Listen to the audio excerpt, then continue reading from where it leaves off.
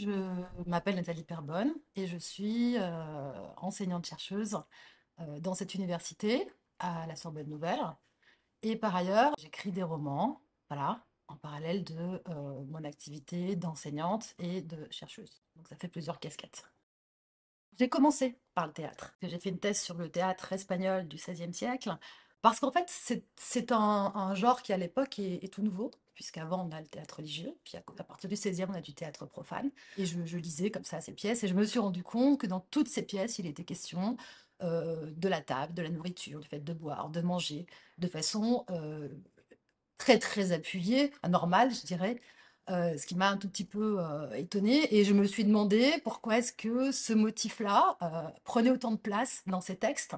De quoi est-ce que l'on parle lorsque l'on parle de la table? Il y a deux façons de faire l'histoire. Il y a la grande histoire, celle qui passe par les grands événements et les grands personnages. Puis il y a cette histoire qui a commencé à être pratiquée à partir de l'école des annales, qui sont ces petites portes. Comment est-ce qu'on peut comprendre une culture, une mentalité par l'étude de la façon dont on s'habille, dont on fait la fête, dont on mange, dont on boit, dont on rit, dont on fait la cour, etc., etc. Moi, ce que j'ai fait dans mon petit coin, c'est que j'ai essayé de voir non pas ce que l'on mangeait, mais la façon dont on mettait en scène la table. Et comment est-ce que tout ça nous permet de comprendre un certain nombre de choses.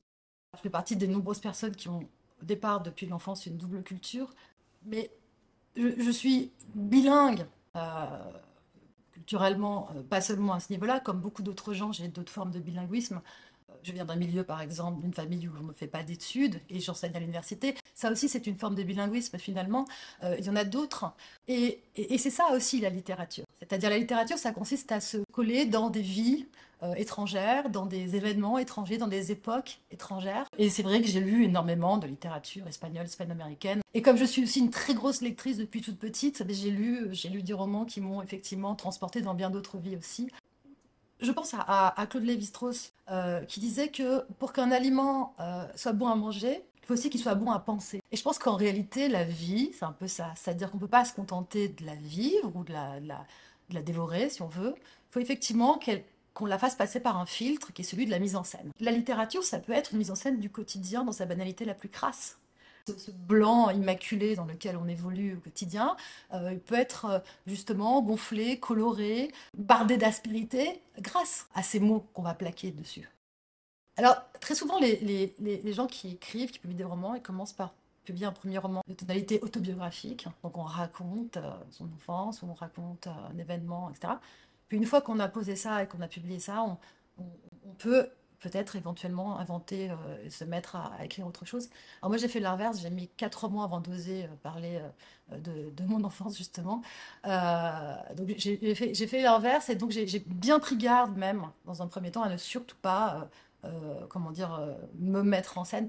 Après, tout ça est une posture, parce qu'en réalité, quand on écrit, quand on choisit des mots, quand on choisit des images, quand on choisit des lieux, quand on choisit des émotions, on ne parle que de soi. Dans une époque comme la nôtre, c'est vrai que la littérature a parfois tendance à être un tout petit peu doloriste.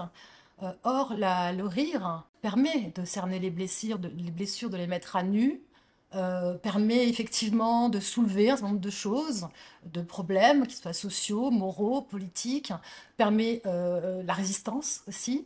Le rire, c'est une arme redoutable. Je pense que le rire, c'est très sérieux. Donc effectivement, je me fais presque un devoir d'en jouer. Dans un cadre qui est celui d'une fiction que j'aime bien revendiquer en tant que telle aussi. On est aujourd'hui dans un cycle qui est un cycle un petit peu de mise en retrait de la fiction. Or, personnellement, c'est plutôt elle qui m'intéresse.